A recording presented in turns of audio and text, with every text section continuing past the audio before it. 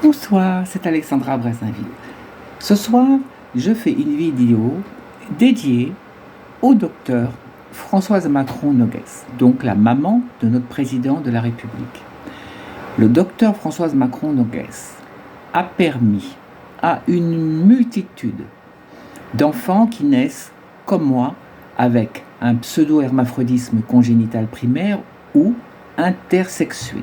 Il faut savoir que l'année dernière, il y en a eu 13 600 bébés qui sont nés avec des désordres génétiques et ce qu'on appelle des confusions génétiques, qui, comme moi, présentent une inversion chromosomique et des sphères génitales qui sont à la fois mixtes, non fonctionnelles et indéterminées.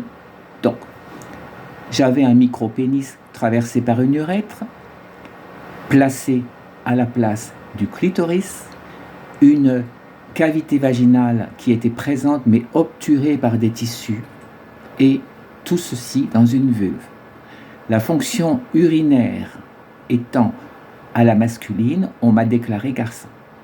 Ensuite, ils se sont aperçus que j'avais à l'intérieur un ovaire qui fonctionnait, donc qui produisait des oestrogènes, et une gonade qui était non fonctionnelle et indéterminée. Elle n'était ni ovaire ni testicule inguinal. Vous imaginez bien que pour des parents, c'est un drame. Parce que, au-delà du problème physiologique, les parents se demandent vraiment ce que l'on va faire dans la vie, avec cet handicap, cette différence qui est pratiquement invalidante. Pour l'enfant, c'est compliqué, parce qu'on nous montre du doigt, on nous stigmatise, et il faut nous protéger pour qu'on ne soit pas en but à toutes sortes de violences et de discriminations.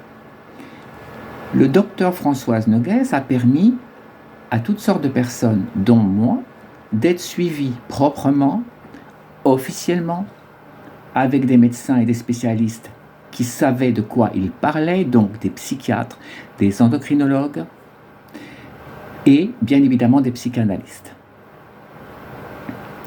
Il fallait respecter à la lettre les étapes.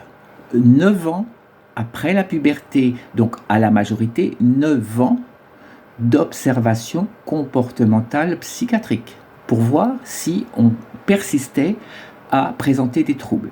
Ensuite, il y avait une réharmonisation endocrinologique, hormonale, et la castration chimique si c'était nécessaire. Moi, je n'avais pas besoin de tout ça. Je n'ai jamais pris d'hormones et il n'y avait rien à castrer.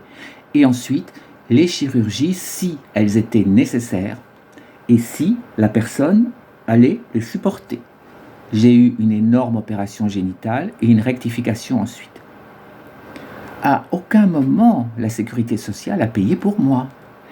Parce qu'il y a eu une étude et ils se sont aperçus que mes parents avaient des moyens et que donc, par conséquent, d'ailleurs, mon père avait pris les devants en disant il n'est pas question qu'on fasse appel à cette institution qui est là aussi pour aider les personnes nécessiteuses ou indigentes. Nous avons les moyens d'assumer notre enfant. Voilà. Donc, la sécurité sociale a payé ce qui s'appelle le ticket modérateur. La mutuelle de mon papa a payé le ticket modérateur multiplié par 2. Donc, c'était à peu près 1300, et la mutuelle 1300 fois 2, donc 2006.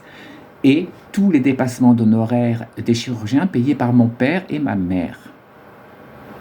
Donc, sur une opération génitale de 14 000 €, vous voyez, la partie prise en charge était très minime.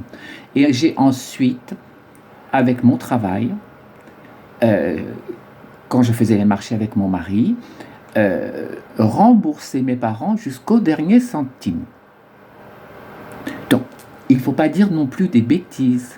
Peut-être que d'autres ont été pris en charge. Je ne sais pas. Mais moi, non, en l'occurrence. Quant au docteur Françoise Macron, elle est la mère du président. Qu'est-ce que vous voulez que j'y fasse? Je ne peux quand même pas renier l'aide qu'elle m'a apportée. Parce qu'elle est la mère de ce président. Et que ce président est actuellement dans la tourmente. Moi, je ne suis pas un transgenre. Je suis né hermaphrodite. C'était qu'une pathologie. Aujourd'hui, je suis une femme avec un comportement adéquat et un rôle de femme mariée, puisque je suis mariée aujourd'hui et hétérosexuelle. Donc il faut arrêter de dire des bêtises. Je voulais faire cette vidéo parce que je veux bien que l'on critique, je veux bien que l'on soit sceptique par rapport à des choses que l'on ne peut pas forcément comprendre. Je n'ai aucune sympathie pour Madame Brigitte Macron, je trouve qu'elle est inintéressante, qu'elle n'est pas forcément bienveillante, et qu'elle est tout ça dans le paraître, la biologie, à faire toutes sortes de dépenses inconsidérées à mon sens avec l'argent du contribuable. C'est pas du tout, je dirais, la conception et l'image que j'ai d'une dame, femme d'un président de la République, qui devrait bien au contraire, comme l'était Mademoiselle Chaudron-Courcelles, Madame Chirac, à même d'aider toutes sortes de personnes en France qui souffrent.